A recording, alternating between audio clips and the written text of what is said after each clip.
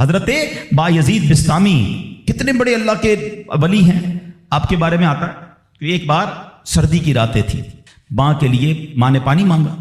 آج کی ماں پانی مانگے تو بیٹا کہتا ہے خود پی لو ماں، بلکہ بچے ماں سے پانی مانگ رہے ہوتے ہیں، بستر پر بیٹھ کر ماں کو آرڈر چلا رہے ہوتے ہیں، امی پانی لے آؤ، اچھا چائے بنا دو، امی یہ کر دو۔ یار ماں ہے یا ہوٹل والی ہے؟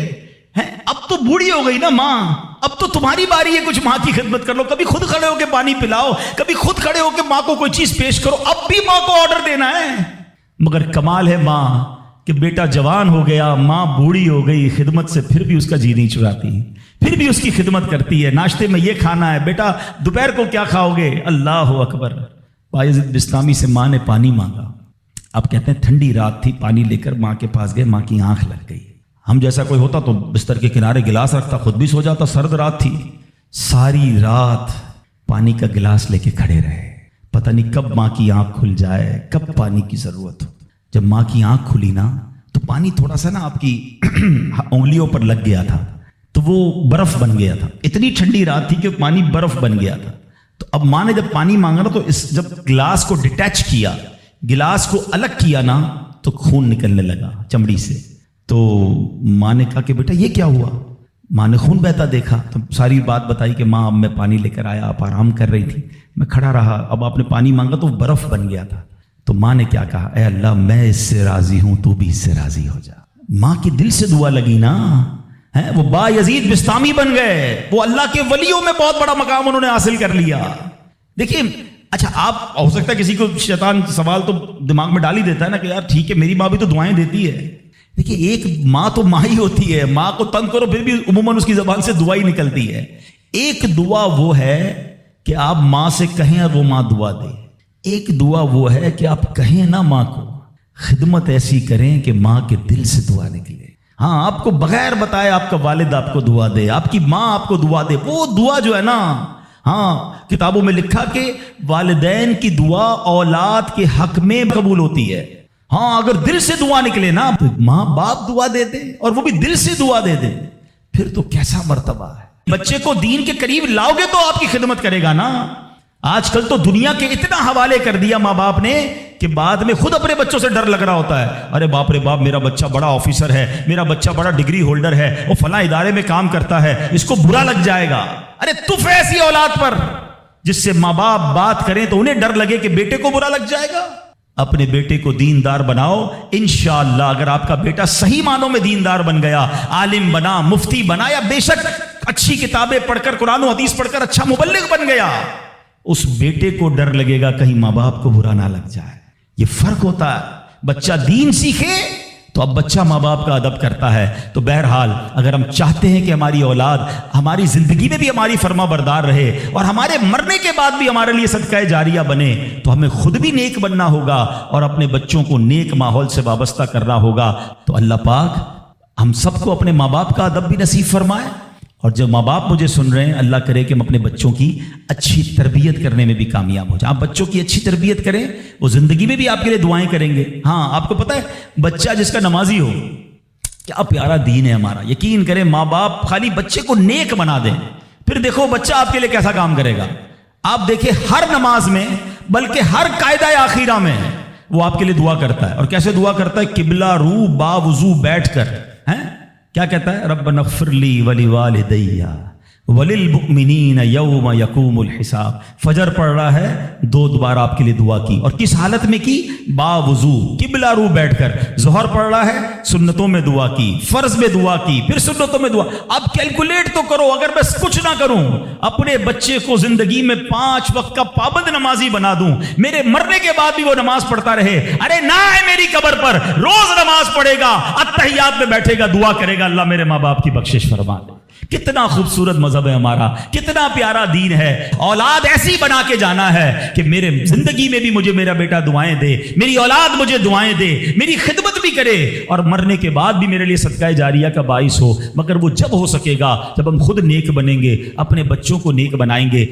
بی بی عائشہ صدیقہ رضی اللہ تعالی عنہا فرماتی ہیں کہ رات کا پہر تھا اور میں کچھ کپڑے وغیرہ سی رہی تھی، اور پھر چراغ گل ہو گیا اور میرے ہاتھ سے سوئی بھی گر گئی۔ اب آپ مجھے ذرا بتائیے کہ اس روشنی میں بھی سوئی گر جائے تو ڈھونڈنا آسان نہیں ہے، اگر چراغ ہی گل ہو جائے، اندھیرا ہو جائے تو پھر تو تقریباً ناممکن ہو جاتا ہے۔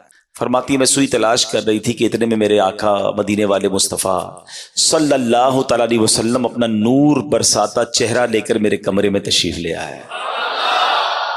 میرے آقا تو کیا کمرے میں تشریف لائے، چہرہ مبارک سے اتنا نور نکلا کہ میرا پورا کمرہ ہی بقعے نور بن گیا، پورا کمرہ جگمگ کرنے لگا، اتنی روشنی ہو گئی کہ میں نے اس نور کی روشنی میں اپنی سوئی کو تلاش کر لیا۔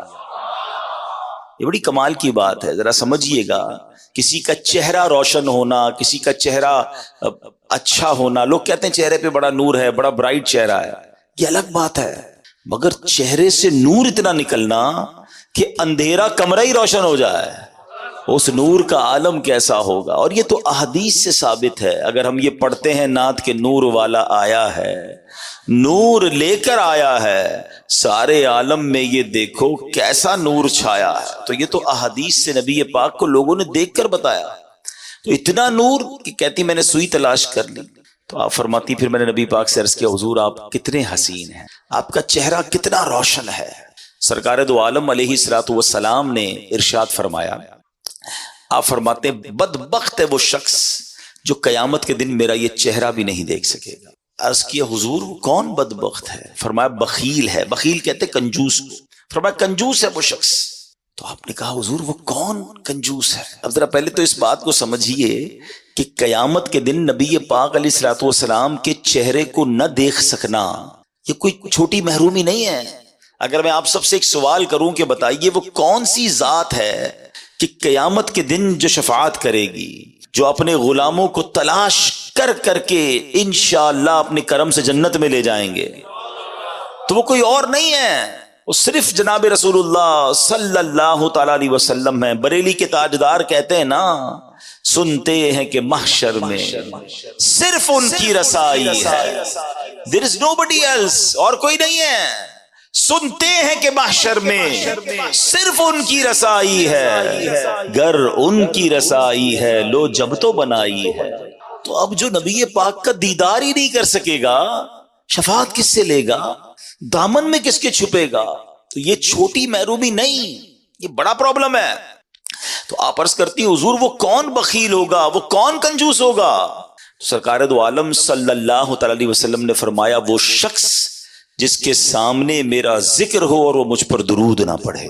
اب آپ غور کیجئے، نبی پاک پر صلی اللہ تعالی علیہ وسلم پر ہم کتنا درود پڑھتے ہیں۔ اچھا اب اس میں علماء نے ایک بڑی آسانی ہمارے لیے کر دی، ہم کسی محفل میں جاتے ہیں، اجتماع میں جاتے ہیں، جہاں بار بار سرکار دو عالم صلی اللہ تعالی علیہ وآلہ وسلم کا نام نامی لیا جاتا ہے، ہو سکتا ہے کبھی ہم بھی درود پاک پڑھنے سے رہ جاتے ہوں، تو علماء نے فرمایا کہ روزانہ اپنی روٹین میں، اپنی دن بھر میں کوئی ایسا عدد متعین کر لے، فکس کر لے کہ روزانہ میں نے 100 بار، 200 بار، 313 بار، اللہ جتنی توفیق دے، میں نے درود پاک پڑھنے، اور درود پاک پڑھ لے تو اب پورے دن میں اگر نبی پاک علیہ الصلوۃ والسلام کا نام سنا تھا یا کہا تھا اور درود پڑھنا رہ گیا تھا، تو یہ بعد میں درود پڑھنا اس درود نہ پڑھنے کے قائم مقام ہو جائے گا۔ تو اب زندگی میں ایک اصول بنائیں، ایک روٹین بنائیں کہ فضول باتوں سے اپنے آپ کو بچا کر انشاءاللہ کثرت کے ساتھ درود پاک پڑھیں گے۔ ہمیں تو دیدار بھی کرنا ہے اور آقا سے ملاقات بھی کرنی ہے، ہاں نبی پاک کے ہاتھوں جام کوثر بھی پینا ہے انشاءاللہ، آقا کے کرم سے انشاءاللہ پل صراط سے ڈرتے ہوئے نہیں، انشاءاللہ جھومتے ہوئے وجد کرتے ہوئے گزرنا ہے۔ سیدی اعلیٰ حضرت بھی کمال ہے نا، لوگ کہتے ہیں، واقعی روایتوں بھی مضمون ہے کہ لوگ پل صراط پر چیخ رہے ہوں گے، پکار رہے ہوں گے، ڈر رہے ہوں گے، کیونکہ ان کے سامنے لوگ کٹ کٹ کے جہنم میں گر رہے ہوں گے نا۔ One of the most horrible bridge, ایسا کوئی پل دنیا میں نہیں ہے، نہ ہو سکتا ہے، جہنم کے اوپر بنا ہوا پل ہے، اندھیرے میں ڈوبا ہوا، تلوار سے تیز، بال سے باریک، لوگ گھبرائے ہوئے ہوں گے، مگر میرے رضا سے پوچھو، کہتے گھبرانا کس بات کا ہے؟ آقا بھی تو وہاں ہوں گے نا، اور نبی پاک پل صراط کے کنارے اللہ کی بارگاہ میں رب سلم امتی کی صدائیں بلند کر رہے ہوں۔ تو اعلیٰ حضرت کہتے ہیں ڈرتے ہوئے نہیں گزرنا، آپ کہتے ہیں رضا پل سے اب وجد کرتے گزریے کہ ہے رب سلم صدائے محمد صلی اللہ وسلم، مل کر صلی اللہ۔ درود پاک کو نہ چھوڑیں، درود پاک کو تھام لیں، اپنی زندگی کا حصہ بنائیں، دنیا میں بھی برکتیں دیکھیں گے اور انشاءاللہ قیامت کے دن بھی اس کی برکتیں دیکھیں گے۔ پیارے آقا علیہ الصلوۃ والسلام فرماتے ہیں، جس کا مضمون ہے حوض کوثر پر میرے پاس کچھ گروہ آئیں گے، کچھ لوگ آئیں گے جن کو میں کثرت درود کی وجہ سے پہچانوں گا۔ تو درود پڑھیں گے تو پہچان ہوگی نا، ہیں انشاءاللہ، تو درود پڑھیں گے انشاءاللہ۔ آئیے مل کر محبت کے ساتھ بآواز بلند درود پاک پڑھیں، صلو علی الحبیب صلی اللہ تعالی علی محمد صلی اللہ علیہ وسلم۔ اسلام کے پہلے خلیفہ حضرت ابوبکر صدیق رضی اللہ تعالیٰ عنہ یار غار بھی ہیں، یار مزار بھی ہیں، عاشق اکبر ہیں۔ مرتبہ کیا ہے؟ افضل البشر بعد الانبیاء، یعنی کائنات میں انبیاء اور رسل کے بعد اگر کوئی سب سے افضل ہستی ہے تو وہ سیدنا صدیق اکبر رضی اللہ تعالیٰ عنہ کی ذات ہے۔ اچھا، آپ ایمان سب سے پہلے لانے والوں میں سے ہیں، آپ بہت بڑے بزنس مین بھی تھے۔ میں آج آپ کی دو بڑی کمال کی بزنس ڈیلز بتانا چاہتا ہوں جس پر آپ کو ٹونٹ کیا گیا، جس پر آپ کو طنز کیا گیا۔ آج کسی کاروباری آدمی کو کوئی دوسرا کاروباری آدمی کہے کہ یار تم بڑے کاروباری بنتے ہو، اتنا مہنگا سودا لے آئے ہیں، ایسا گھٹیا مال لے آئے، اتنا گھاٹے کا سودا کیا، تو بزنس مین کو فیل ہوتا ہے کہ یار دوسرے لوگ میرے بارے میں کیا باتیں کر رہے ہیں، یہ بڑے کمال کے بزنس مین تھے۔ مگر آپ کی زندگی میں جو دو واقعات میں آج بیان کرنے جا رہا ہوں، دونوں واقعات میں کچھ ایسی ڈیلز ہوئی، کچھ ایسے سودے ہوئے جس پر آپ پر باقاعدہ طنز کیا گیا، آپ پر ٹونٹ کیا گیا، مگر صدیق اکبر نے جو جواب دیا نا اور جو کام کیا، یقین کریں ایمان تازہ ہو جاتا ہے۔ ایک سودا تو آپ نے کیا، وہ کون سا سودا تھا کہ ایک بہت بڑے عاشق رسول، ایسے عاشق رسول جو آج عاشقوں کے امام ہیں، وہ کوئی اور نہیں ہے، ہم سب کی آنکھوں کے تارے حضرت بلال حبشی رضی اللہ تعالیٰ عنہ۔ ایمان قبول کیا۔ آپ حبشہ کہاں ہے پہلے یہ پتا ہونا چاہیے، حبشہ ایتھوپیا کو کہتے ہیں، آج کے دور میں ایتھوپیا جو ہے وہ حبشہ تھا پہلے، ٹھیک ہے۔ اب حبشہ، اچھا یہ بھی شاید بہت ساروں کو نہیں پتا کہ مکہ پاک کے بعد سب سے پہلے جہاں اسلام پہنچانا وہ حبشہ ہے۔ پچھلے دنوں مجھے ایتھوپیا جانے کا موقع ملا تو وہاں کے لوگ بڑے فخر سے ایک جملہ کہتے ہیں کہ ہمارا وطن دار الہجرہ ہے، یہ ہجرت والا ملک ہے، اور مکے کے بعد سب سے پہلے دنیا میں کہیں اسلام پہنچا ہے تو وہ حبشہ میں پہنچا ہے۔ ہمارے وطن سے حضرت بلال حبشی تھے، ہمارا وہ وطن ہے جہاں عثمان غنی رضی اللہ تعالیٰ عنہ ہجرت کر کے تشریف لائے تھے، اور وہ عظیم نجاشی بادشاہ جنہوں نے یہ واقعہ پڑھا ہوگا وہ بھی وہاں پر حبشہ میں تھے۔ تو بہرحال اب وہ حضرت بلال مکے نبی پاک کی غلامی اختیار کی، کلمہ پڑھ لیا۔ اب آپ چونکہ غلام تھے، اس زمانے میں غلام آقا کے قبضے میں ہوا کرتا تھا، ان کا آقا تھا امیہ۔ اچھا، امیہ بڑا ظالم شخص تھا، وہ حضرت بلال حبشی کو بہت مارتا تھا کہ اللہ کا انکار کر دو، اسلام کا انکار کر دو۔ حضرت بلال حبشی جو ہے وہ منع کرتے تھے کہ میں رب کا انکار نہیں کر سکتا، وہ بہت مارتا۔ جو مکے مدینے گئے ہیں انہیں پتا ہے کہ جب گرمی شریف و عروج پر ہوتی ہے تو گرمی کا عالم کیا ہوتا ہے۔ تو مکے کی گرمی میں تپتے ریگستان میں حضرت بلال کو وہ لٹاتا تھا، سینے پہ پتھر رکھتا تھا ریگستان کے اندر، اور کہتا تھا کہو اللہ ایک نہیں ہے، یا اللہ کا انکار کرو، آپ اللہ احد اللہ احد اللہ ایک ہے کے نعرے بلند کرتے۔ اب پیارے آقا جب ایک دو بار وہاں سے گزرے، دیکھا کہ حضرت بلال پر بڑا ظلم ہو رہا ہے، آپ کی آنکھیں بھیگ آئیں ہیں، آپ کو بڑا افسوس ہوا، بڑی محبت کرتے تھے حضرت بلال سے، مگر وہ ظالم آقا تھا اس کا۔ تو حضرت ابوبکر صدیق رضی اللہ تعالیٰ جب یہ دیکھا کہ نبی پاک بلال سے محبت بڑی کرتے ہیں اور یہ بندہ جو ہے قبضے میں ہے امیہ کے اور وہ اس کے آقا ہیں، تو آپ پہنچ گئے اس کے آقا کے پاس، امیہ کے پاس جا کر کہا اے امیہ اس حبشی غلام کو مجھے دے دو، کتنے میں دو گے؟ تو اب میں آپ کو مثال کے ذریعے سمجھاتا ہوں ہمارے آج کل کے دور سے۔ مثال کے طور پہ اس زمانے میں مارکیٹ ریٹ 5000 روپے تھا، اس زمانے کی کرنسی درہم و دینار تھی، میں سمجھانے کے لیے کہہ رہا ہوں، 5000 ریٹ تھا۔ اس نے کہا میں 10000 میں دوں گا۔ آپ نے کہا مجھے ڈیل منظور ہے، مجھے 10000 میں دے دو۔ کہتا نہیں اب 15000 میں دوں گا۔ کہا مجھے 15000 میں منظور ہے۔ کہا 20000 میں دوں گا۔ مثال دے رہا ہوں میں. آپ نے کہا مجھے 20,000 روپے منظور ہے, وہ پیسے بڑھاتا گیا. حضرت ابوبکر صدیق اوکے کرتے گئے, آخر کار ایک اماؤنٹ طے ہو گئی. امیہ نے پیسے لیے, حضرت بلال حضرت ابوبکر کے حوالے کیے. پھر امیہ پتہ کیا کہتا ہے, اے ابوبکر تمہارے تو کاروبار کے بڑے چرچے ہیں, تمہاری عقل کے بڑے چرچے ہیں, میں نے سنا ہے تم بڑی اچھی ڈیل کرتے ہو, بڑے اچھے کاروباری آدمی ہو, یہ حبشی غلام کو اتنا مہنگا خرید لیا, تمہیں کاروبار نہیں آتا, یہ کیسی ڈیل کی ہے؟ ہائے ہائے ہائے. حضرت ابوبکر صدیق نے جو تاریخی جملہ ارشاد فرمایا نا, آپ فرماتے امیہ تمہیں کیا معلوم بلال کی قیمت کیا ہے, تم اس سے زیادہ مانگتے میں اس سے زیادہ تمہیں دیتا. خوشی خوشی حضرت بلال کو لیا, نبی پاک کی بارگاہ میں حاضر ہوئے, کہ حضور بلال حاضر ہے. اللہ اکبر. نبی پاک کی خوشی دیدنی تھی. آقائے دو جہاں صلی اللہ تعالی علیہ وسلم نے کیا خوبصورت جملے ارشاد فرمائے. آپ فرماتے اے ابو بکر, بلال کو آزاد کرنے میں جو رقم خرچ کی ہے اس میں میرے بھی پیسے شامل کر لو. اللہ اکبر. حضرت ابو بکر صدیق کی آنکھوں میں آنسو آتے ہیں, کہتے حضور میرا جو کچھ ہے سبھی تو آپ کا ہے, میں نے اگر مال خرچ بھی کیا ہے تو حضور وہ بھی آپ ہی کا ہے. اللہ اکبر. سبحان اللہ. تو یہ ہے صدیق اکبر, کیسی ڈیل کی ہے, کیسا سودا کیا ہے. زمانہ سمجھ رہا ہے مہنگی ڈیل ہے, مگر صدیق اکبر نے نبی پاک کے دل کو راضی کر لیا ہے. حضرت بلال حبشی کو آزاد کروانے کا جو صحرا تھا, اللہ اکبر, وہ حضرت صدیق اکبر کے پاس ہے. ایک اور واقعہ ہوا, اس پہ بھی حضرت صدیق اکبر رضی اللہ تعالیٰ عنہ کے ساتھ کچھ مکالمہ کیا کسی غیر مسلم نے. ذرا سنیے گا, تفسیر عزیزی میں ہے. کلدہ بن اسید, جسے ابو اسد بھی کہتے ہیں, مکہ مکرمہ کا رہنے والا ایک کافر تھا. دور جہالیت میں وہ حضرت ابوبکر صدیق کا ساتھی تھا. جب وہ ایمان نہیں لایا تھا اور اسلام کا اعلان نہیں ہوا تھا تو اس زمانے میں حضرت ابوبکر صدیق کا ساتھی بھی تھا.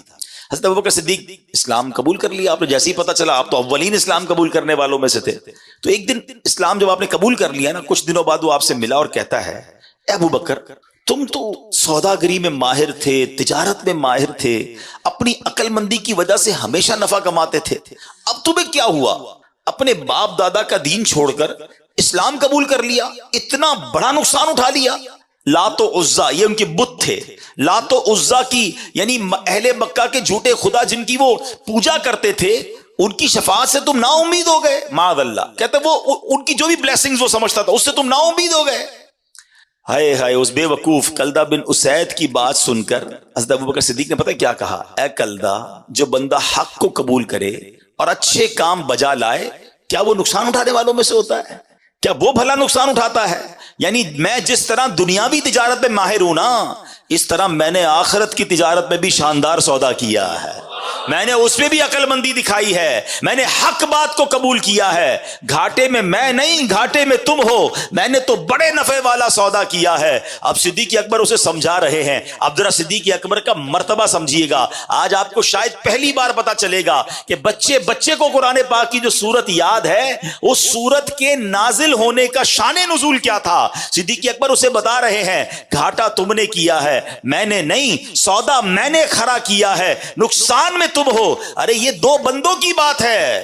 مگر شان صدیق اکبر دیکھیں کہ حضرت صدیق اکبر رضی اللہ تعالیٰ کے اس مبارک جواب کی تائید میں رب نے قرآن کی آیت نہیں, قرآن کی پوری سورت نازل فرما دی. اور وہ سورت کون سی ہے؟ قرآن پاک کی سورہ عصر. ہائے ہائے. بسم اللہ الرحمن الرحیم. والعصر ان الانسان لفی خسر الا الذین آمنوا وعملوا الصالحات وتواصوا بالحق وتواصوا بالصبر. زمانے کی قسم, بے شک آدمی ضرور خسارے میں ہے, مگر جو ایمان لائے اور انہوں نے اچھے کام کیے اور ایک دوسرے کو حق کی تاکید کی اور ایک دوسرے کو صبر کی وصیت کی. میرے پیارے اسلامی بھائیوں, حضرت صدیق اکبر رضی اللہ تعالیٰ کے مبارک جواب کی تائید میں جو قرآن کی سورت نازل ہو رہی ہے, اس میں ہمیں کیا سیکھنے کو مل رہا ہے؟ انسان سارے کے سارے نقصان میں ہیں, سارے خسارے میں ہیں. صرف نقصان سے بچتا وہ ہے جس میں 3 کوالٹیز ہوں, 3 صفات ہوں. اب میں نے اور آپ نے چیک کرنا ہے, میں نقصان والی سائیڈ پہ ہوں یا ان 3 چیزوں کے عمل کرنے والا ہوں اور نقصان سے بچنے والا ہوں. وہ 3 چیزیں کیا ہیں؟ نمبر 1, صاحب ایمان ہو. मोमिन हो, और जो मोमिन नहीं वो तो जानवरों से भी बदतर है, उसने तो दुनिया में आने का मकसद ही गवा दिया, फिर वो नुकसान से कैसे बच सकता है। हम अल्लाह का शुक्र अदा करते हैं कि पहले वस्फ, पहली क्वालिटी हमें हासिल है कि अल्हम्दुलिल्लाह हम ईमान वाले हैं। हम अल्लाह से दुआ करते हैं मौला हमारे ईमान को सलामत रखना। अब सेकंड कैटेगरी क्या फरमाई? फरमाया नेक अमल करता हो, कि जो नेकियां नहीं करता, गुनाह कमाता है, वो भी सख्त नुकसान में है। गुनाह तो एक आग है जो इंसान की जिंदगी को जलाकर राख कर देता है। इमाम हसन बसरी फरमाते हैं, ऐ इब्ने आदम तेरी हलाकत हो, क्या तू अल्लाह पाक से मुकाबला करना चाहता है? हाँ हाँ, जिसने अल्लाह पाक की नाफरमानी की गोया उसने अल्लाह पाक से जंग की।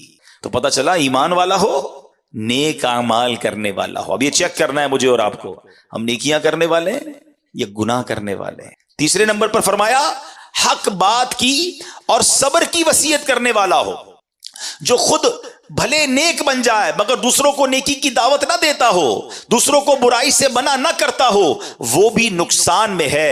ऐन मुमकिन है कि जब गुनहगार अजाब में गिरफ्तार हो तो ये भी पकड़ में आ जाए।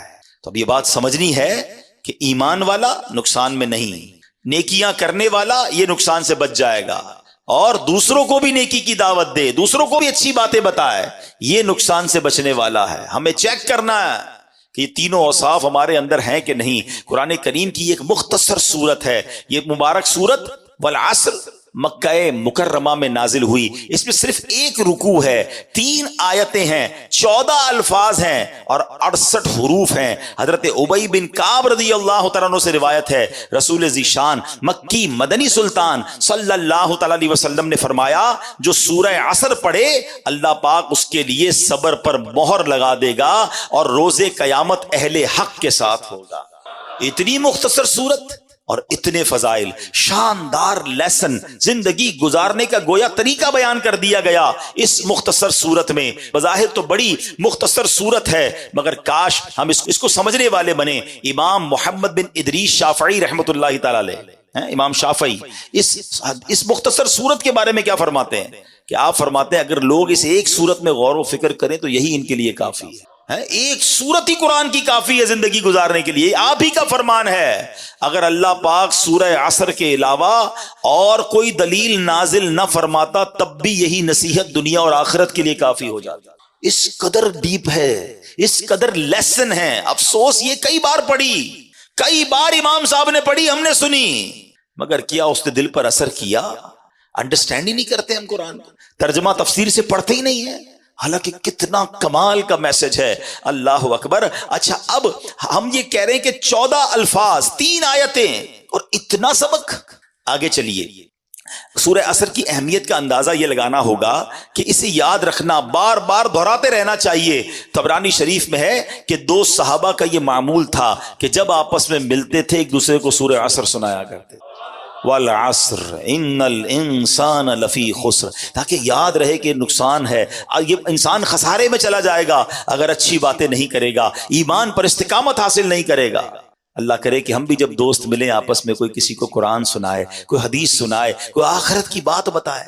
हमारी तो गैदरिंग की फजूल बात से शुरू होती है, गलत बातों से स्टार्ट होती है, गलत बातों पर खत्म होती है। हम 1 घंटा चाय पर बैठ जाएं, कभी पोस्टमार्टम तो किया करें अपनी गैदरिंग का कि यार 2 घंटे दोस्तों में बैठा, खड़ा हुआ, करके क्या आया? गीबतें, हसद, बोहतान, मजाक, मस्खरी, किसी की दिल आजारी। यानी हमारी 1-2 घंटे की महफिल भी कितनी फजूल बातों पर मुश्तमिल होती है। ना करें, ये वक्त गुजरता जा रहा है। सूरह असर की एक और खूबसूरत बात इंशाल्लाह आज इसी सूरत के बारे में मुख्तलिफ डायमेंशन से, मुख्तलिफ अंदाज से सीखने की कोशिश करेंगे। सुभान अल्लाह, सूरह असर में जहां आखिरत के बारे में याद दिलाया है ना, लेकिन अगर इसी सूरत को इश्क की नजर से देखो तो इसमें भी नबी पाक की नात बयान की गई है।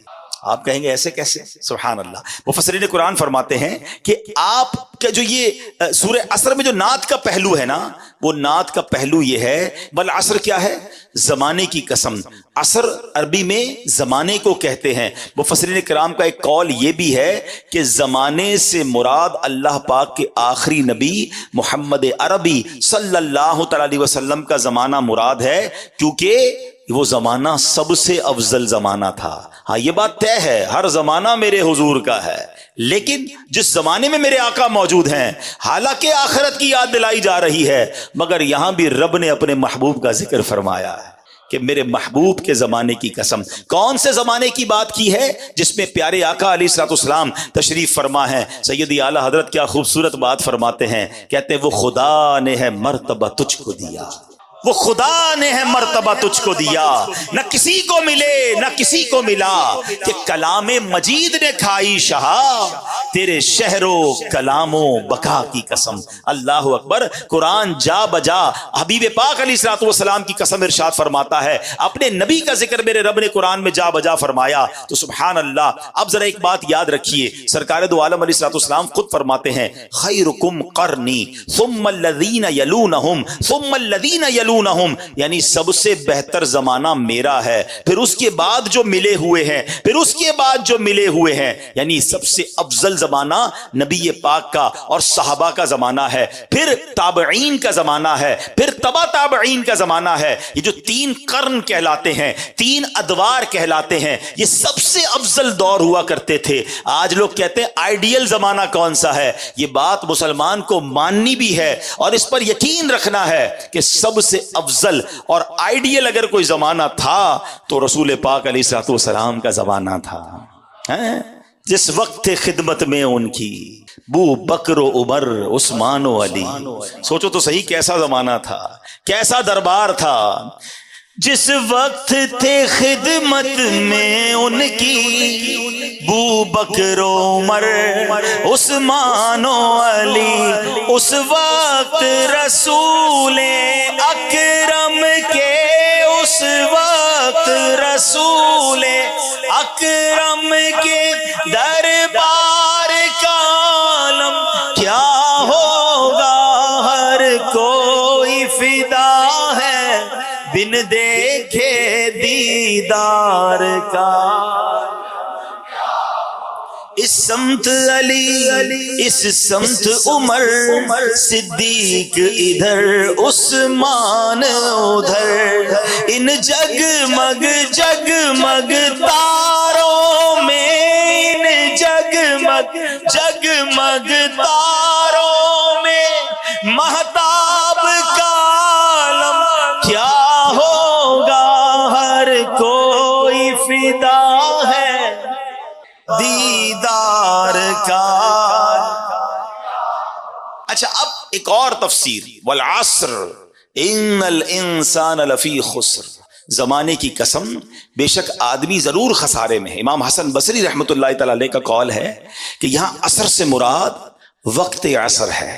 اچھا وقت عصر یہ دن ڈھلنے کا وقت ہوتا ہے، لوگ کام کاج سمیٹتے ہیں، گھر جانے کا ٹائم ہوتا ہے۔ اللہ اکبر، یعنی زندگی کا وقت تمام ہونے کو ہے۔ اللہ نے اس وقت کی یاد فرمائی ہے، ہمیں ارشاد فرمایا ہے، کیونکہ جب بندہ سارا دن کام کر کے کچھ کما کر گھر نہ جائے اور بچے کہیں کہ ابو کھانے کو کیا لائے ہو، ہمارے لیے کیا لائے ہیں، اور ہم کہیں کچھ نہیں لائے، تو بندہ جب خالی ہاتھ گھر جاتا ہے نا، شرمندگی کا سامنا ہوتا ہے۔ تو اللہ اکبر، یہ بتایا جا رہا ہے زندگی کی شام ڈھلنے کو ہے، قیامت قریب آنے والی ہے۔ اے بندے، جب تم میری بارگاہ میں آؤ گے اور خالی ہاتھ آؤ گے تو پھر قیامت کے دن کیسی شرمندگی اٹھاؤ گے، اپنی قبر میں اگر خالی ہاتھ جاؤ گے تو وہاں کیسے جواب دے سکو گے۔ تو ہمیں یاد دلایا گیا ہے کہ عصر کے وقت سے گویا یہ اشارہ دیا گیا ہے کہ اپنی آخرت کی دن ڈھلنے سے پہلے تیاری کر لی جائے۔ اللہ اکبر، سبحان اللہ۔ ہمارے بزرگان دین جو ہیں کس طرح سبق لیا کرتے تھے، تفسیر کبیر میں ہے، ایک بزرگ فرماتے ہیں کہ میں نے سورہ عصر کی جو دوسری آیت ہے نا، والعصر ان الانسان لفی خسر، بے شک انسان خسارے میں ہے، کہتے ہیں میں نے اس آیت کو ایک برف بیچنے والے سے سیکھا۔ اب دیکھو جن کو سبق لینا ہوتا ہے نا، وہ کہاں سے کون سا میسج لے لیتے ہیں، عبرت کی بات کدھر سے پک کر لیتے ہیں۔ کہتے ہیں ایک برف بیچنے والا بازار میں صدا لگا رہا تھا، وہ برف بیچنے والا کہہ رہا ہے ارحموا من یذوب رأس مالہ، لوگوں شخص پر رحم کھاؤ جس کا سرمایہ پگھل رہا ہے۔ برف بیچنے والا یہ تو کہتا ہے نا جلدی خرید لو ورنہ پگھل جائے گا۔ کاش بات بڑی گہری ہے، سمجھ جائیں اگر ہم۔ ایکچولی میری اور آپ کی جو زندگی ہے نا وہ برف ہی کی تو طرح ہے، ہم سب کے ہاتھ میں ایک برف کا بلاک دے دیا گیا ہے. کسی کے ہاتھ میں 50 سال کا ہوگا, کسی کے ہاتھ میں 60 سال کا ہوگا, کسی کے 2-4 دن بچ گئے ہوں گے تو برف ختم ہونے والی ہوگا. ہمیں تو نہیں پتا نا, پگھل رہا ہے. ہر سانس گزر رہی ہے, ہر دن گزر رہا ہے, یہ برف پگھل رہی ہے. مگر مجھے بتائیے, جس کی برف پگھل رہی ہو اس کو سرمایے کی کتنی فکر ہوتی کہ بیچ دوں, کچھ کما لوں, ورنہ یہ پڑے پڑے ہی ختم ہو جائے گا. کاش جو میری اور آپ کی سانسیں ہیں نا, ہم سمجھ جائیں کہ ہر گزرتے سانس کے ساتھ, ہر گزرتے دن کے ساتھ ہم قبر کے قریب ہوتے جا رہے ہیں, ہم آخرت کے قریب ہوتے جا رہے ہیں. ارے جس کی منزل قریب آ جائے وہ اپنی سواری تیز کرتا ہے. امتحان میں کیا ہوتا ہے, اسٹوڈنٹ بیٹھے ہوں گے یا ہم میں سے بہت سارے وہ ہوں گے جنہوں نے اسٹوڈنٹ لائف گزاری ہوگی. جیسے جیسے امتحان کی ڈیٹ قریب آتی ہے ہماری تیاری بڑھتی جاتی ہے, ٹینشن بھی بڑھتی جاتی ہے. بلکہ جس دن صبح امتحان ہو رات نیند نہیں آتی کہ صبح امتحان دینا ہے, قبر کا امتحان نہیں دینا, محشر کا امتحان نہیں دینا. اور ہر روز میں اور آپ اس کے قریب ہو رہے ہیں. ہو سکتا ہے آج رات یہ امتحان ہو سکتا ہے کل ہو سکتا ہے اگلے ہفتے ہو. کون تیاری کر رہا ہے؟ بلکہ عجیب بات یہ ہے کہ ہر گزرنے والا دن اللہ سے قریب ہونے کی بجائے اکثریت وہ ہے جو اللہ سے دور ہو رہی ہے. ہر دن گزر رہا ہے, گناہ بڑھ رہے ہیں, نت نئے حرام کاموں کی طرف قوم جا رہی ہے. نہ کریں ایسا, برف پگھل رہی ہے. وہ شاعر کہتے ہیں نا, ہو رہی ہے عمر مثل برف کم, ہو رہی ہے عمر مثل برف کم, رفتہ رفتہ چپکے چپکے دم بدم, سانس ہے ایک راہ روئے ملک عدم, سانس ہے ایک راہ روئے ملک عدم, دفعتن ایک روز یہ جائے گا تھم, ایک دن مرنا ہے آخر موت ہے, کر لے جو کرنا ہے آخر موت ہے. کاش یہ بات سمجھ آ جائے کہ مجھے مرنا ہے اور خالی ہاتھ نہیں جانا. اگر جس رفتار سے میں گناہ کر رہا ہوں توبہ کا موقع نہ ملا تو مارا جاؤں گا. امام فخر الدین رازی نے یہ بات ایک اور انداز سے سمجھائی. یہ جو سانسوں کی ویلیو ہے نا, منٹ کی ویلیو کیا ہے, آپ فرماتے ہیں تصور باندھو, ایک شخص 1000 سال زندہ رہا اور اس نے 1000 سال گناہوں میں گزار دی زندگی, 1000 سال تک. اب اس کے پاس صرف ایک لمحہ باقی ہے اور اس ایک لمحے کے بعد اسے موت آنے والی ہے. اب اگر وہ اس آخری لمحے میں نزا کی کیفیت طاری ہونے سے پہلے توبہ کر لے تو اس توبہ کی برکت سے اس کے 1000 برس کے گناہ معاف ہو سکتے ہیں. بات سمجھ آ رہی ہے کہ اس ایک لمحے کی برکت, اس ایک لمحے کی اہمیت کیا ہے کہ 1000 برس کے گناہ ایک طرف, لیکن اگر اس ایک لمحے میں اس نے سچی توبہ کی, اللہ قبول کر لے تو سارے گناہ معاف. اور اس کے بدلے میں کیا ملے گا؟ اللہ تعالیٰ کی رحمتوں کا جو مقام ہے جنت, اس کی ابدی نعمتوں کو حاصل کرنے کا موقع بھی مل جائے گا. اللہ, بات سمجھنا ہوگا کہ اس سے اندازہ یہ لگانا ہے کہ ایک لمحے کی اتنی قیمت ہے, تو اگر بندہ ساری زندگی نیکیوں میں گزار دے تو کیا کچھ نہیں ملے گا اسے. اس کو ایک اور انداز سے سمجھتے ہیں کہ ایک ایک سیکنڈ, ایک ایک لمحہ کتنا قیمتی ہے, ہم کتنا کچھ کما سکتے ہیں. ذرا مل کر کہیے سبحان اللہ, اب کہیے الحمدللہ, اب کہیے اللہ اکبر. میرا خیال ہے 1 منٹ گھڑی آگے نہیں بڑھی, 30 سیکنڈ لگے ہوں گے, 25-30 سیکنڈ. ہم سب نے بیٹھے بیٹھے نہ پسینہ بہایا, نہ محنت کی, کچھ بھی نہیں کیا, صرف 30 سیکنڈ میں آپ کو پتا ہے ہم نے کیا کمایا. میرے نبی علیہ الصلوۃ والسلام کے سچے وعدے ہیں. احادیث میں مضمون ملتا ہے جو ایک بار سبحان اللہ کہے اس کے لیے جنت میں درخت لگا دیا جاتا ہے. ایک بار اللہ اکبر کہے جنت میں درخت, ایک بار الحمدللہ کہے جنت میں درخت لگا دیا جاتا ہے. بیٹھے بیٹھے اتنا آسان, پھر میں نیکیاں نہ کروں, پھر میں ان لمحات کی قدر نہ کروں, پھر میں گھنٹوں دنوں مہینوں گناہوں میں گزاروں, فضول باتوں میں, فلمیں, ڈرامے, گانے, باجے, سوشل میڈیا, دوستوں کا گپ شپ گزرتا جا رہا ہے. نہ کریں ایسا. روایتوں میں مضمون ملتا ہے کہ مرنے کے بعد نیک بھی پچھتائے گا, گناہگار بھی پچھتائیں گے. عرض کی گئی یا رسول اللہ صلی اللہ تعالیٰ علیہ وسلم, گناہگار پچھتائے گا, یہ تو بات سمجھ آ رہی ہے, گناہ ہیں اس کے, خطائیں ہیں, نیک کیوں پچھتائے گا؟ ارشاد ہوا نیک اس لیے پچھتائے گا کہ جب اپنے فضول اوقات یاد کرے گا اور اپنی نیکیوں کا جب اجر دیکھے گا نا کہ نمازوں کا اتنا ثواب, نیکیوں کا اتنا ثواب, کاش میں نے فضول باتیں کی تھی, فضول ٹائم ضائع کیا تھا, وہ بھی نہ کرتا تو اس کا ثواب بھی مجھے مل جاتا. تو بعد میں پچھتانے سے بہتر نہیں ہے بندہ ابھی نیکیاں کر لے. ابھی اپنے وقت کا فضول استعمال نہ کرے. قرآن جگہ جگہ جھنجھوڑ رہا ہے. ایک جگہ ارشاد ہوتا ہے یا ایھا الانسان انک کادح الی ربک قدحا فملاقی. قرآن کہتا ہے اے انسان بے شک تو اپنے رب کی طرف دوڑنے والا ہے پھر اس سے ملنے والا ہے. تفسیر نور العرفان میں ہے یعنی اے انسان تیرا ہر سانس تجھے موت سے اور رب کے ملنے سے قریب کر رہا ہے. ہم اپنے سفر کی طرف بڑھ رہے ہیں, اپنی منزل کی طرف بڑھ رہے ہیں, مگر کاش یہ احساس بھی تو بن جائے نا کہ جب اللہ کی بارگاہ میں جانے کا وقت آگے کی طرف جا رہا ہوں تو تیاری بھی ساتھ ساتھ کرتا جاؤں, میں زیادہ نیکیاں کماتا جاؤں. حضرت رابعہ بصریہ کا ایک واقعہ سنیے گا, یہ بات اور آپ کو ڈیفائن ہو جائے گی کہ جب ہم ادھر ادھر فضول کام کرتے ہیں تو کتنا بڑا لاس کرتے ہیں. آپ کامل ولیاں ہیں, بہت بڑا نام ہے, یعنی اولیاء کے مقامات میں بھی آپ کا مقام بڑا اونچا ہے. ایک رات سحری کا وقت خود فرماتی ہے کہ میں تسبیحات پڑھ رہی تھی, اللہ کا ذکر کر رہی تھی, کرتے کرتے میری آنکھ لگ گئی. خواب میں دیکھا کہ ایک ہرا بھرا درخت ہے جو اتنا بڑا اور حسین ہے کہ بیان نہیں کیا جا سکتا. اس پر 3 قسم کے پھل لگے ہوئے ہیں. میں نے دنیا میں ایسے پھل نہیں دیکھے تھے. کچھ پھل سفید تھے, کچھ سرخ تھے, کچھ زرد, اور سب اس درخت میں چاند سورج کی طرح چمک دمک رہے تھے. فرماتی مجھے وہ درخت بہت اچھا لگا. میں نے کسی سے پوچھا یہ کس کا ہے؟ تو کہنے والے نے کہا یہ آپ کا ہے, یہ ان تسبیحات کا بدلہ ہے جو آپ ابھی پڑھ رہی تھی. تو آپ فرماتی میں نے درخت کے ارد گرد گھومنے لگی تو دیکھا کہ کچھ سنہرے رنگ کے جو پھل تھے نا وہ زمین پہ پڑے ہوئے تھے.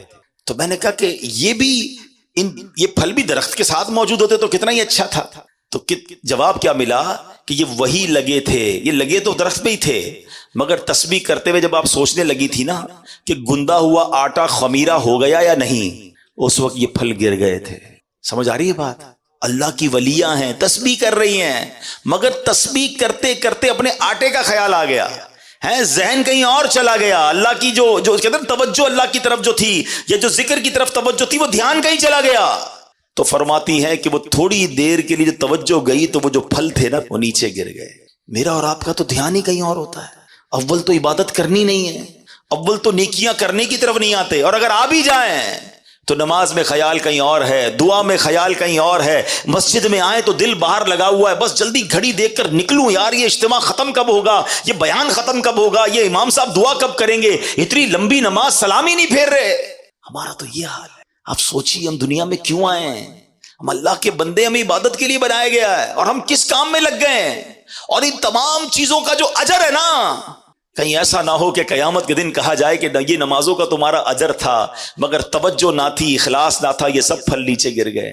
تم نے صدقے تو دیے, تم نے خیرات تو کی, تمہیں اتنا پہاڑ جتنا ثواب ملنا تھا, مگر اس خیرات اور اس صدقے میں تمہاری نیت اللہ کی رضا نہیں بلکہ واہ واہ کی نیت تھی, لوگوں کو دکھانا تھا. یہ پہاڑ جتنی نیکیاں تمہاری ڈیلیٹ کر دی گئی ہیں. کتنی حسرت ہوگی. رمضان کے روزے رکھے تھے تم نے, گرمیوں میں بھی رکھے, سردیوں میں بھی رکھے, یہ تمہیں پہاڑ جتنی نیکیاں ملنے والی تھی, مگر ان روزوں میں تم نے گناہ بھی ساتھ کیے, ان روزوں میں اللہ کی نافرمانیاں بھی کی.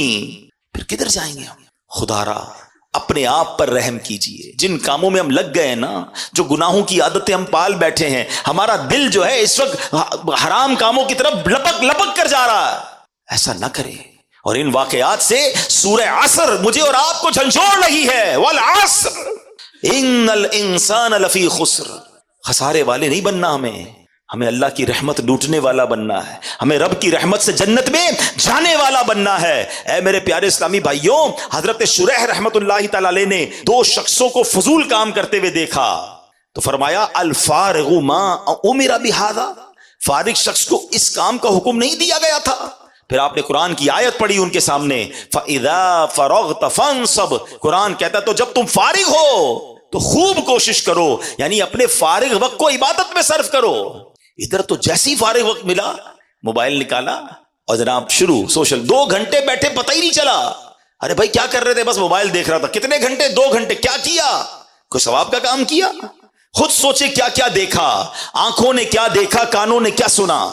کاش یہ جو تھوڑے تھوڑے وقت ملتے ہیں نا. آپ کو پتا ہے آج کل دنیا میں ایک فینومینا ہے, جو پڑھے لکھے لوگ ہیں میری بات جلدی پک کریں گے, یونیورسٹی آن ویل ہے, راستے میں کیے جانے والے کورسز. اب لوگوں نے کیا کیا ہے انٹرنیشنلی, پاکستان میں بھی ہوتا ہے کہ اگر مثال کے طور پہ روزانہ کسی کو جاتلا سے دینا یا میرپور یا کسی اور شہر میں روزانہ صبح جانا ہوتا ہے, بس میں جاتا ہے یا گاڑی میں جاتا ہے یا کسی طرح, اب لوگوں نے کیا کیا انٹرنیشنلی کہ جب وہ ٹریول کرتے ہیں نا تو اس ٹریول ٹائم میں کچھ پڑھنا شروع کر دیتے ہیں. جاتے ہوئے بھی پڑھ رہے ہیں, واپسی میں پڑھ رہے ہیں, تاکہ وہ آدھا گھنٹہ جو ٹریولنگ میں ہے, اگر ایسی جگہ بیٹھے, ٹرین ہے, بس ہے, کہ کچھ پڑھا جا سکتا ہے, سنا جا سکتا ہے, تو وہ سنتے ہیں اس آدھا گھنٹہ 1 گھنٹہ, تاکہ اس وقت کو ضائع نہ ہونے دیں, اور اگلے 4-6 مہینے سال میں کوئی پورا ڈپلوما کر لیتے ہیں, کوئی الگ کورس کر لیتے ہیں. الحمدللہ آپ کی میری دعوت اسلامی نے ہمارے لیے بڑے کام آسان کر دیے ہیں. پورے قرآن پاک کی تلاوت, پورے قرآن پاک کا ترجمہ, پورے قرآن پاک کی تفسیر صراط الجنان آڈیو میں جاری کر دی ہے. آپ فارغ ہے گاڑی میں, آپ ٹریول کر رہے ہیں, کان سے لگائیے اپنے موبائل فون کو. کئی لوگ جناب ہیڈ فون لگا کر گانے سن کے سفر پورے کرتے ہیں. آپ تلاوت سن کر, ترجمہ سن کر, تفسیر سن کر, آپ کہتے ہیں روز ایک بیان آدھے گھنٹے کا سن لوں, ایک فرض علوم سیکھ لوں. آپ جو کرنا چاہتے ہیں انٹرنیٹ پر الحمدللہ دعوت اسلامی والوں نے وہ ڈال دیا ہے. پہلے ذہن تو بنے کہ جناب اس وقت کو استعمال کرنا ہے. مجھے بہت کچھ نہیں آتا جو میں سیکھ سکتا ہوں. بہت پہلے کی بات ہے, ہمارے ایک جاننے والے تھے, وہ کہتے ہیں میں اپنی فیکٹری جاتا ہوں, 1 گھنٹہ گاڑی جلا کر جاتا ہوں, 1 گھنٹہ واپس آتا ہوں. میں نے کیا کیا ہے, اپنی گاڑی میں قرآن پاک ترجمے کے ساتھ رکھ لیا ہے. کنز الایمان کا ترجمہ اس زمانے میں جاری ہوا تھا. وہ کہتے ہیں جاتے ہوئے 1 پارہ سنتا ہوں, واپسی میں 1 پارہ سنتا ہوں. ہر 15 دن بعد میرا گاڑی میں ختم قرآن ہو جاتا ہے. کہتے ہیں اتنی بار سن لیا قرآن کہ اب مجھے امام صاحب تلاوت کرتے ہیں تو قرآن سمجھ آنے لگ گیا ہے کہ اس آیت کا ترجمہ کیا ہے. کتنا شاندار ذہن تھا. وقت میں کیوں ضائع کروں. اگر ہمارا ذہن بن جائے, مثال دیتا ہوں, ہمارا کوئی دوست ہمیں کہے یار ذرا بیٹھنا, میں آ رہا ہوں 10 منٹ میں, ہمارا فوری طور پہ رپلائی کیا ہوتا ہے, ٹھیک ہے آپ آئیے. ہم کیا کرتے ہیں 10 منٹ میں, موبائل نکلے گا اور 10 منٹ موبائل دیکھتے رہیں گے. وہ 20 منٹ میں بھی آئے گا, میں پتہ نہیں چلے گا, مگر یہ 10, 15, 20 منٹ ضائع کر دیے. اگر ذہن ہونا وقت کی قدر کا, یہی موبائل باہر نکلے گا اور اسی موبائل میں اگر قرآن پاک ڈاؤن لوڈ ہوگا تو میرا ذہن بنے گا یار یہ 10 منٹ میں آئے گا, میں 10 منٹ میں سورہ یاسین کی تلاوت کر لوں گا. اور سورہ یاسین کی فضیلت کیا ہے, جو 1 بار سورہ یاسین پڑھے اسے 10 قرآن پاک کا ثواب ملتا ہے. یار یہ 12 منٹ کا کہہ کر گئے ہیں, مجھے 12 منٹ انتظار کرنا ہے, میں 112 بار درود پاک پڑھ سکتا ہوں. تسبیح نکلے گی جیب سے, 112 بار درود پاک ہو جائیں گے. اگر ان چنک آف ٹائمز, جس کو کہتے ہیں وقت کے چھوٹے چھوٹے پیسز, یہ جو چنک آف ٹائمز ہیں, اس کو استعمال کرنے کا اگر ذہن بن جائے تو آپ یقین کریں آپ اتنی ساری نیکیاں کما سکتے ہیں. ارے موبائل فون اور سوشل میڈیا پر جانا ہی ہے تو دعوت اسلامی کے سوشل میڈیا کے پیجز ہیں, جائیے کوئی بیان سن لیں, کوئی نعت سن لیں, کوئی مدنی پھول سن لیں, تاکہ میرے علم میں اضافہ ہو, میرا وقت ضائع نہ ہو. سبحان اللہ, ہمارے بزرگان دین کو کس قدر وقت کا احساس تھا, اپنے وقت کی قدر و منزلت تھی. ایک بزرگ کے بارے میں آتا ہے کہ آپ نے 40 سال ہو گئے روٹی نہیں کھاتے تھے, بھوک لگتی تھی تو ستو پی لیتے تھے. تو کسی نے کہا حضرت آپ روٹی کیوں نہیں کھاتے؟ کہتے میں نے کیلکولیٹ کیا, روٹی کھانے اور ستو پینے کے درمیان میں 90 بار اللہ کا نام تسبیح زیادہ پڑھ سکتا ہوں. تو میں نے سوچا روز کھانا کھاؤں گا, روز روٹی کھاؤں گا تو 90 تسبیح کم ہو جائیں گی. ستو پی کر بھی پیٹ بھر جاتا ہے. تو انہوں نے روٹی کھانا چھوڑ دی, ستو پینا شروع کر دیا. ادھر روٹی پہ بیٹھتے تو کھڑے ہی نہیں ہوتے. 5, 10, 12 منٹ پہ کھانا کھایا جا سکتا ہے, 1.5 گھنٹے تک دسترخوان پہ بیٹھے کیا کر رہے ہیں, گپ شپ کر رہے ہیں. بہت ٹائم ہے نا, نہیں ہے ٹائم. یہ ٹائم آپ جنت کے لیے کیوں نہیں گزارتے؟ ہمارے پاس مسجد میں آ کر بھاگنے کا ٹائم پھر کیوں ہے؟ یہاں بھی تو تھوڑا ٹائم گزارو نا. اللہ کے گھر میں آ کر کتنے نوافل پڑھے, کتنی تسبیحات پڑھی, مگر یہاں آ کر بے چینی شروع ہو جاتی ہے. تو اے میرے پیارے اسلامی بھائیوں, ہمیں کاش یہ ذہن بن جائے. پلیز سمجھیے قرآن پاک کی یہ سورت جھنجھوڑ رہی ہے, والعصر ان الانسان لفی خسر, انسان خسارے میں ہے. مگر کون خسارے میں نہیں ہے وہ میں نے آپ کو بتا دیا, کہ جو ایمان لائے, نیکی کی دعوت دیتے ہیں, گناہوں سے بچتے ہیں, صبر اور ایمان کی تلقین کرتے ہیں. کاش یہ بات سمجھ آ جائے. مبارک ہو مبلغین کو, دعوت اسلامی والوں کو, جو مدنی قافلوں میں جاتے ہیں, جو درس و بیان دیتے ہیں, جو لوگوں کے پاس دکان گھر گھر جا کر نیکی کی دعوت دیتے ہیں. تو الحمدللہ آپ ایمان کی, آپ صبر کی تلقین, آپ نیکی کی دعوت دے رہے ہیں. تو ہمیں یہ کام کرنا ہوگا, کہیں ایسا نہ ہو کہ ہم خسارے والوں میں ہو جائیں. اے میرے پیارے اسلامی بھائیوں, ذرا تصور باندھیے, قیامت کا ایک تصور بناتے ہیں کہ جب اللہ کی بارگاہ میں مجرموں کو پیش کیا جا رہا ہوگا, لوگوں کو بلایا جائے گا کہ آؤ اپنا نامہ اعمال لے کر, اب ہمارا نام پکارا جائے کہ فلاں بن فلاں بھی آ جائے. ہم جھجکیں گے, ہم ڈریں گے, ہمیں پتہ ہے کہ گناہ زیادہ ہیں, ہمیں پتہ ہے کہ نامہ اعمال کھلا تو برباد ہو جائیں گے. شرم بھی آ رہی ہوگی کیونکہ اتنے گناہ ہیں کہ لوگوں کے سامنے پڑھ کر کیسے سنائیں گے. اور جب ہمارا نامہ اعمال ہمارے ہاتھوں میں تھما دیا جائے گا تو ہمارا بنے گا کیا؟ قرآن میں بتایا گیا کہ جو مجرم ہوں گے نا, وہ پتہ ہے کیا پکاریں گے, جب ان کا نامہ اعمال دیا جائے گا نا انہیں تو ان کی چیخو پکار کیا ہوگی؟ قرآن کہتا ہے یا لیتنی لم اوت کتابیا ولم ادری ما حسابیا، اے کاش کہ مجھے میرا نامہ اعمال نہ دیا جاتا اور میں نہ جانتا کہ میرا حساب کیا ہے۔ یا لیتہا کانت القاضیہ، اے کاش کہ دنیا کی موت ہی میرا کام تمام کر دیتی۔ ما اغنا عنی مالیہ، میرا مال میرے کچھ کام نہ آیا۔ ہلک عنی سلطانیہ، کیا کہے گا؟ میرا سب زور جاتا رہا۔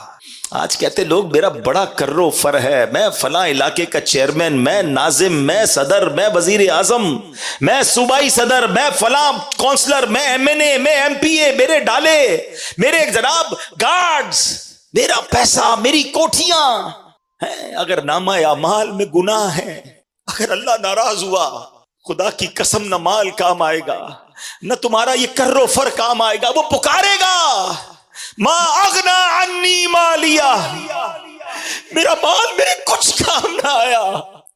ہلک عنی سلطانیہ، میرا سب زور جاتا رہا۔ اس دن کیا کریں گے؟ اس دن کس کو پکاریں گے؟